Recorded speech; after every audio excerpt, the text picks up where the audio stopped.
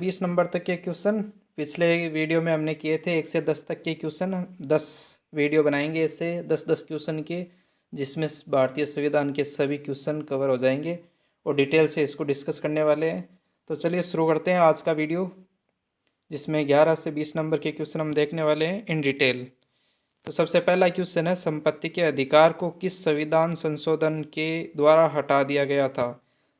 तो मैंने पिछले वीडियो में बताया था, मूल संविधान में 7 मौलिक अधिकार दिए गए थे, भाग 3 में 12 से 35 के बीच में, जिसमें 31 अनुच्छेद 31 में संपत्ति के अधिकार को रखा गया था, जिसको 44वें संविधान संशोधन के द्वारा हटा दिया गया था। और उस समय प्रधानमंत्री थे मोरारजी देसाई, और ये हुआ था 1977-78 में। अब इसको हटाया क्यों गया था, इसका भी एक कारण है, क्योंकि संपत्ति का अधिकार था वो मूल अधिकार था, और संविधान में ये भी कहा गया था कि लोगों में इक्वलिटी लाई जाएगी, सबको बराबर रखा जाएगा। परंतु संविधान लागू होने से पहले ही बहुत सारी फर्म, इंस्टीट्यूट और लोग ऐसे थे जिनके पास बहुत बड़े स्केल पे एक्वायर की हुई थी लैंड थी और प्रॉपर्टी इंडस्ट्री थी, तो संपत्ति के अधिकार के तहत उनको वो रखने का अधिकार मिल गया था, जबकि राज्य ये कर नहीं सकता था कि उनको लेके और फिर गरीबों में बांट दे। इस कारण 44वें संविधान संशोधन 1978 के द्वारा इसको हटा के वैधानिक अधिकार में भाग 12 300A के तहत इसको डाल दिया गया था। अब ये 300A में है और भाग है 12 नंबर का, और ये मौलिक अधिकार नहीं है। नेक्स्ट क्वेश्चन है, मूल अधिकारों का रक्षक फंडामेंटल राइट्स प्रोटेक्टर किसे कहा जाता है? तो ये संविधान में अनुच्छेद 32 और 226 में, अनुच्छेद 32 में तो सुप्रीम कोर्ट को, सर्वोच्च न्यायालय को यह अधिकार दिया गया है कि अगर मूल अधिकारों का हनन होता है तो वो 5 प्रकार की रिट जारी करेगा और उनको मूल अधिकारों को इम्प्लीमेंट करवाएगा। जबकि उच्च न्यायालय हाई कोर्ट को ये 6 प्रकार की रिट जारी करने का अधिकार देता है अनुच्छेद 226 के तहत, और सुप्रीम कोर्ट को यह देता है 32 के तहत। इसीलिए भीमराव अंबेडकर जी ने अनुच्छेद 32 को संविधान की आत्मा कहा था, क्योंकि ये मौलिक अधिकार मिल तो जाते हैं पर उनको इम्प्लीमेंट करवाने का अधिकार सर्वोच्च न्यायालय को अनुच्छेद 32 के तहत मिलता है। तो ए और ब दोनों, यानी सर्वोच्च न्यायालय और उच्च न्यायालय दोनों ही मूल अधिकारों को लागू करवा सकते हैं, और ये मूल अधिकारों के रक्षक भी है। नेक्स्ट क्वेश्चन है अपना, किस अनुच्छेद के द्वारा 6 से 14 वर्ष तक के बच्चों के लिए शिक्षा का अधिकार, राइट टू एजुकेशन, मूल अधिकार माना गया है? तो मूल अधिकार भाग 3 अनुच्छेद 12 से 35 के बीच में है, जिसमें ये मूल संविधान में 26 जनवरी 1950 को लागू हुआ था, उसमें नहीं था।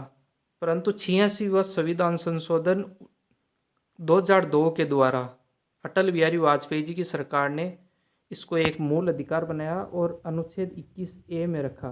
अगर किसी अनुच्छेद के आगे A, B कैपिटल में लिखा हुआ है, उसका मतलब वो संविधान संशोधन यानी कॉन्स्टिट्यूशन अमेंडमेंट करके जोड़ा गया है।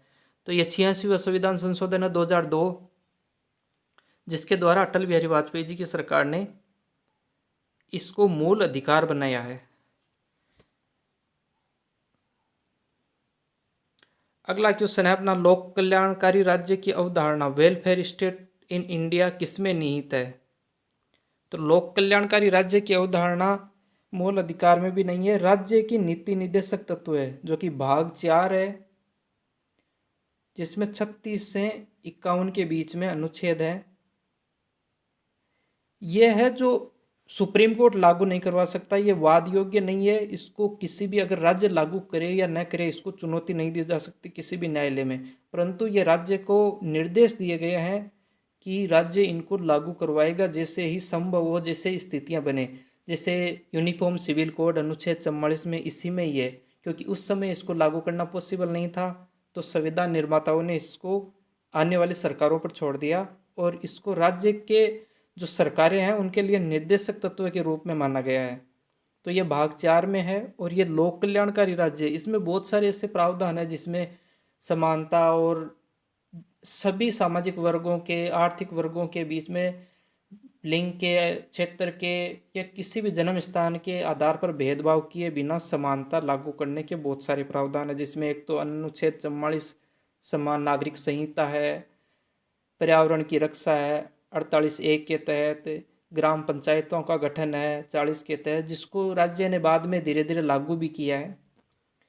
तो यह राज्य के नीति निर्देशक तत्व है, जिसमें वेलफेयर स्टेट की अवधारणा है।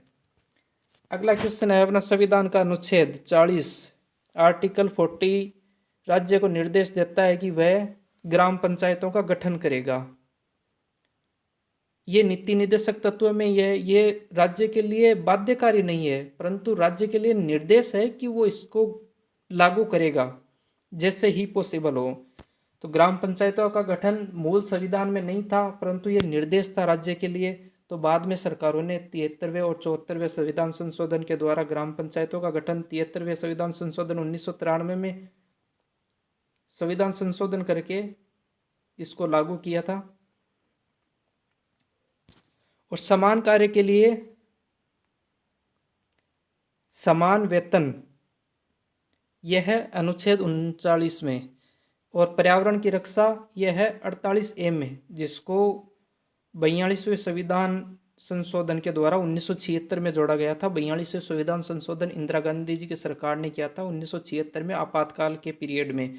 उसमें बहुत सारे संविधान में चेंजेस किए थे, इसलिए इसको भारत का लघु संविधान भी कहा जाता है, क्योंकि बहुत सारे ऐसे प्रावधान जोड़े गए थे। जैसे भाग 4A जोड़ा गया था, जिसमें 51A के तहत 10 मूल कर्तव्य जोड़ दिए गए थे। और भी बहुत सारे इम्प्लीमेंट, आपातकाल के प्रावधानों में बदलाव किया गया था, राष्ट्रपति की शक्तियों के बारे में कुछ बदलाव किया। तो इसमें मैसिव चेंज हुए थे, इसलिए इसको लघु संविधान भी कहते हैं। ग्राम पंचायतों का संगठन 40 में होगा, अभी हमने देखा है। और लोक कल्याणकारी राज्य की स्थापना तो नीति निर्देशक तत्व या निर्देश देते ही हैं। नेक्स्ट क्वेश्चन है अपना संविधान में मूल कर्तव्य यानी फंडामेंटल ड्यूटीज को शामिल करने की प्रेरणा किस देश के संविधान से ली गई थी।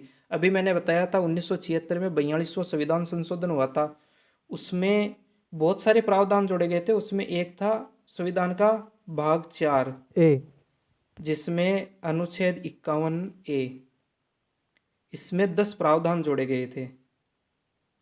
ये प्रावधान लिए कहाँ से? तो उस समय रूस तो नहीं था, पर रूस का पूर्ववर्ती स्टेट था यूएसएसआर, सोवियत संघ रूस, उससे लिए गए थे मूल कर्तव्य, फंडामेंटल ड्यूटीज। एक समिति बनाई थी इंदिरा गांधी सरकार ने, सरदार स्वर्ण सिंह समिति। उन्होंने 8 मूल कर्तव्यों की सिफारिश की थी, परंतु इन द एंड 10 मूल कर्तव्य लागू हुए थे 1976 में 42वें संविधान संशोधन के द्वारा। सोवियत संघ रूस से ये प्रावधान लिए गए थे, उससे प्रेरित थे। और फाइनली 10 मूल कर्तव्य जोड़ दिए गए थे भाग 4 अनुच्छेद 51(1) के तहत, परंतु इसमें 11वां मूल कर्तव्य जोड़ा गया था 2002 के 86वें संविधान संशोधन के द्वारा, जिसमें अभी हमने चर्चा की थी अनुच्छेद 21A को राइट टू एजुकेशन जोड़ा गया था। उसी समय मूल कर्तव्यों में भी यह जोड़ा गया था 11वां मूल कर्तव्य 86वें संविधान संशोधन 2002 के द्वारा, कि 6 से 14 वर्ष तक के बालकों को शिक्षा दी जाएगी। नेक्स्ट क्वेश्चन है अपना संविधान में मूल कर्तव्यों की कुल संख्या कितनी थी। तो मूल संविधान में तो बिल्कुल नहीं थी, क्योंकि मूल संविधान जो 26 जनवरी 1950 को लागू हुआ था, उसमें मूल कर्तव्य थे ही नहीं। मूल अधिकार थे अनुच्छेद 12 से 35 भाग 3 में, परंतु मूल कर्तव्य नहीं थे। मूल कर्तव्य सरदार स्वर्ण सिंह समिति की सिफारिश पर 1976 में 42वें संविधान संशोधन के द्वारा इंदिरा गांधी जी की सरकार ने जोड़ा था, सोवियत संघ रूस से प्रभावित होके, और उनसे ही वे लिए गए हैं। और मूल संविधान में तो नहीं थे। मूल कर्तव्य जब जोड़े गए थे तब 10 ही थे। बाद में 86 संविधान संशोधन 2002 के द्वारा अटल बिहारी वाजपेयी जी ने एक और जोड़ दिया था, जो कि शिक्षा का अधिकार था।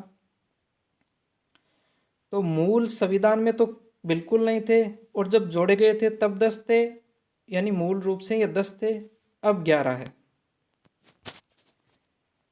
अगला क्वेश्चन है संविधान में मूल कर्तव्यों को किस समिति की अनुशंसा के आधार पर शामिल किया गया था। अभी हमने 2-3 क्वेश्चन में डिस्कस किया है। सरदार स्वर्ण सिंह समिति की सिफारिश पर सोवियत संघ रूस से लिए गए हैं, मूल 10 थे, अब 11 है। 86वें संविधान संशोधन 2002 के द्वारा जोड़ा गया है 1976 में।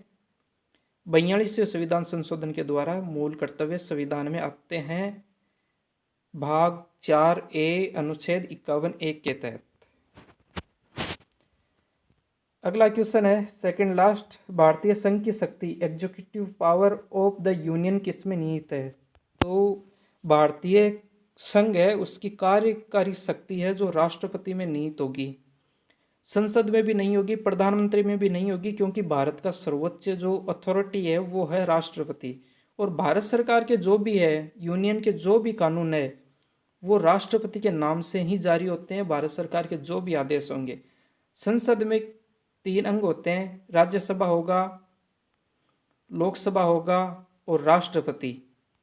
इन तीनों में से एक भी मिसिंग हो तो संसद का गठन नहीं होता है। ये तीनों मिलके ही, अगर कोई कानून है, कोई अमेंडमेंट है, वो राज्यसभा और लोकसभा से पास होने के बाद, राष्ट्रपति से साइन होने के बाद ही कानून माना जाएगा। और ये राष्ट्रपति के बारे में संविधान के जो अनुच्छेद है 52, 53, 54, इसमें इसका उल्लेख भी है। 52 में पद का प्रावधान है और 53 में लिखा हुआ है राष्ट्रपति की जो केंद्र की जो कार्यकारी शक्ति होगी वो राष्ट्रपति में निहित होगी। तो ये अनुच्छेद 53 में लिखा हुआ है। लास्ट क्वेश्चन है राष्ट्रपति के निर्वाचक मंडल में कौन शामिल है? तो अभी हमने बात की है अनुच्छेद 52 में राष्ट्रपति के पद का प्रावधान है, अनुच्छेद 53 में लिखा हुआ है कार्यपालिका की शक्ति राष्ट्रपति में निहित होगी, और अनुच्छेद 54 में है राष्ट्रपति के निर्वाचक मंडल के बारे में, यानी राष्ट्रपति का चुनाव होगा तो उसमें वोट कौन कौन डालेंगे। सीधे जनता तो वोट डालती नहीं है, तो वोट डालेगा कौन? उसमें है संसद मतलब राज्यसभा और लोकसभा के निर्वाचित सदस्य। याद रखना, निर्वाचित सदस्य, मनोनीत नहीं, क्योंकि राज्यसभा में 12 सदस्य राष्ट्रपति द्वारा मनोनीत भी किए जाते हैं, परंतु निर्वाचित सदस्य ही वोट डालेंगे, जिसमें 233 निर्वाचित सदस्य राज्यसभा में है और 543 है लोकसभा में। ये तो होंगे संसद के, राज्यसभा और लोकसभा के। उसके बाद जो राज्यों में और केंद्र शासित प्रदेशों में विधानसभाएं होगी, उनके निर्वाचित सदस्य भी वोट डालेंगे।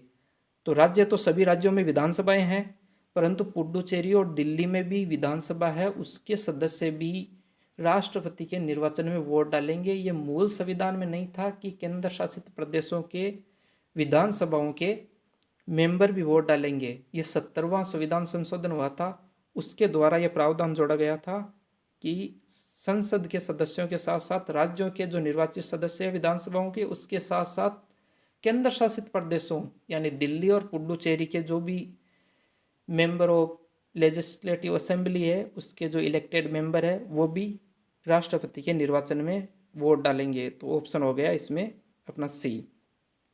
ये हो गया आज के 10 क्वेश्चन। नेक्स्ट वीडियो में अब 10 क्वेश्चन और डिस्कस करेंगे। तब तक के लिए आप चैनल को सब्सक्राइब कीजिए, शेयर कीजिए, और अच्छा लगा तो कमेंट कीजिए, और अगर कुछ कमी है तो आप कमेंट करके हमें सजेस्ट भी कर सकते हैं। Thank you. और पिछला वीडियो नहीं देखा है तो मैं डिस्क्रिप्शन बॉक्स में उसकी लिंक पिन कर दूंगा, आप जाके देख सकते हो। Thank you.